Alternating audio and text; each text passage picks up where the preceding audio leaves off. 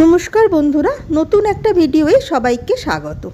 পেঁয়াজ পরোটা, যে কোনো পুর ভরা পরোটা খেতে বেশ টেস্টি হয়। এইভাবে একবার বানিয়ে দেখো, বেলবার সময় ফেটে যাবে না, পুরো বেরোবে না। প্রথমে ময়দাটা মেখে নেব। এখানে আটার ময়দা আমি সমপরিমাণে নিয়েছি।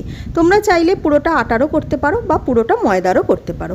দিলাম স্বাদ মতো নুন আর 2 চা চামচ সাদা তেল ময়ন। যেমন নর্মাল পরোটার জন্য আমরা ময়ন দিই, সেই রকম পরিমাণে ময়ন দিলেই চলবে। এবারে অল্প অল্প করে জল দিয়ে একটু নরম করে ময়দাটাকে মাখবো।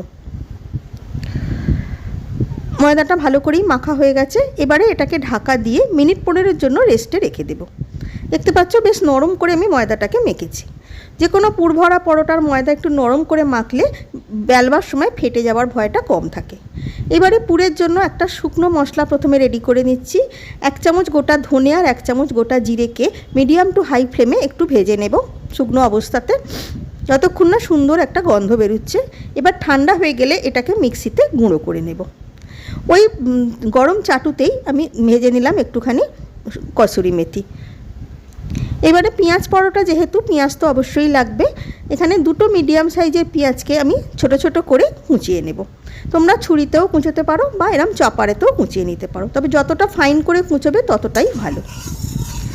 এবারে পুরটাকে রেডি করব। অল্প একটু সাদা তেল কড়াতে গরম করে নিয়ে কুচোনো পেঁয়াজটাকে প্রথমে দিয়ে দিলাম। পেঁয়াজটাকে একদমই লালচে করে ভাজবো না, জাস্ট একটু সতে করে নেব। গ্যাসের ফ্লেম লো টু মিডিয়ামে থাকবে। মশলার মধ্যে দিলাম স্বাদ মতো নুন আর পরিমাণ মতন লঙ্কা গুঁড়ো। পেঁয়াজটাকে হালকা করে একটু ভেজে নিলে পেঁয়াজের গায়ের জলীয় ভাবটা শুকিয়ে যাবে। এতে পুরটা বেলবার সময় বেরিয়ে যাবার চান্সটা কমে যাবে।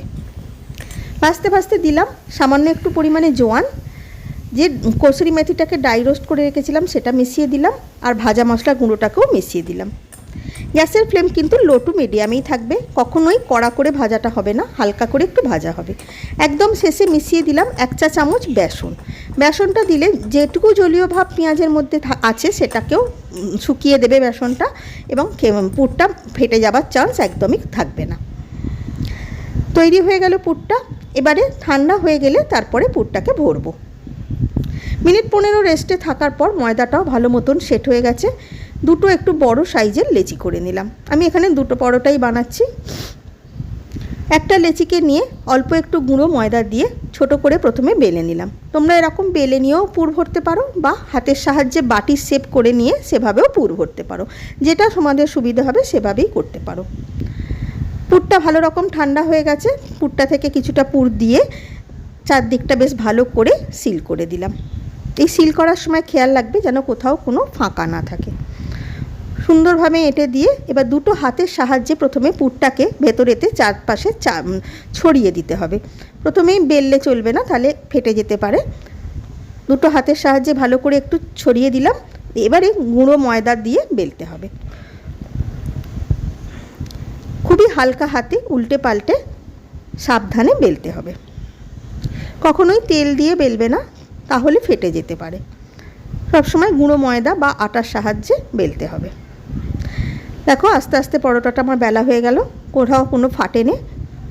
থিকনেসটা দেখতে পাচ্ছ, একটু মোটা করেই বেলতে হবে। এইবারে ভাজার পালা। প্রথমে শুকনো অবস্থায় একটু সেঁকে নেব, তারপরে তেল দিয়ে ভাজবো। যেমন নর্মাল পরোটা ভাজা হয় ঠিক একইভাবে। গ্যাসের ফ্লেম মিডিয়াম টু হাইতে থাকবে। শুকনো অবস্থায় 2 পিঠ ভালো করে সেঁকা হয়ে যেতে দিয়ে দিলাম এবারে সাদা তেল। গ্যাসের ফ্লেমকে মিডিয়াম টু হাইতে করে দিলাম। আস্তে আস্তে 2 পিঠ বেশ লালচে করে ভেজে নেব। একইভাবে আর একটা পরোটাকেও ভেজে নিচ্ছি। বেশ সুন্দরভাবে ফুলেও উঠলো এবং তৈরি হয়ে গেল পেঁয়াজ পরোটা। এইভাবে ট্রাই করে দেখবে, কখনোই পুর বেরিয়ে যাবে না এবং ফেটেও যাবে না। একটাকে ছিঁড়ে দেখাচ্ছি, দেখো পুরটা কত সুন্দর ভেতরে হয়েছে, খেতেও বেশ ভালো লাগে। আশা করি রেসিপিটা তোমাদের ভালো লাগলো। নতুন বন্ধু হয়ে থাকলে সাবস্ক্রাইব করার অনুরোধ রইল। ধন্যবাদ।